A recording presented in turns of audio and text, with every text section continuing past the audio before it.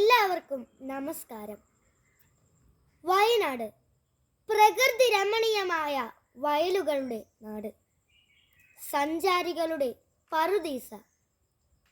എന്നാൽ നമ്മൾ വയനാട്ടുകാർ വളരെ ദയനീയമായ അവസ്ഥയിലേക്ക് മാറിയിരിക്കുന്നു.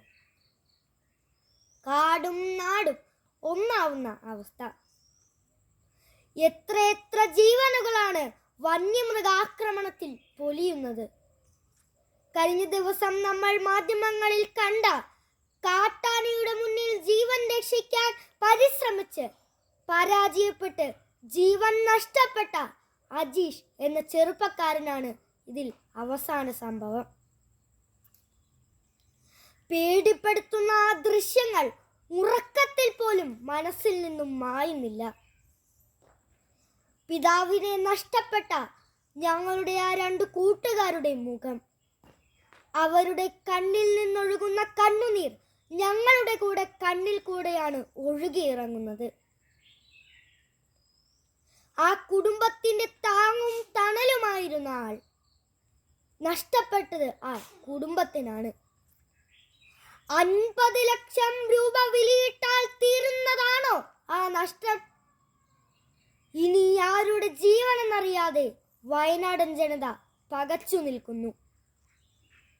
കൃഷിയെ പ്രധാനമായും ആശ്രയിക്കുന്ന വയനാട്ടുകാർക്ക് കൃഷിയിടങ്ങളിലേക്ക് ഇറങ്ങാൻ സാധിക്കാത്ത അവസ്ഥ.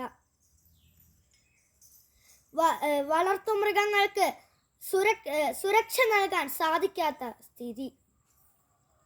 ഞങ്ങൾ കുട്ടികൾക്ക് പുറത്തിറങ്ങി കളിക്കാൻ പോലും സാധിക്കുന്നില്ല.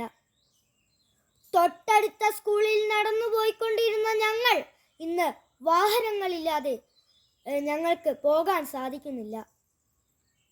ഒരു വശത്ത് ആന, ഒരു വശത്ത് കടുവ, മറ്റൊരു വശത്ത് കരടി, കാട്ടുപന്നി, മാന്, മയില്, എന്തിനേറെ എല്ലാവരാലും ഉപേക്ഷിക്കപ്പെട്ടവരെ മലയെണ്ണാൻ വരെ വീട് കയറി ആക്രമിക്കുന്നു. മൃഗങ്ങളെ തുടച്ചു നീക്കണമെന്നല്ല ഞങ്ങളുടെ ആവശ്യം, അവയും ജീവിച്ചു കൊള്ളട്ടെ. കാട്ടിലുള്ളവ എന്തിന് നാട്ടിലേക്ക് ഇറങ്ങുന്നു?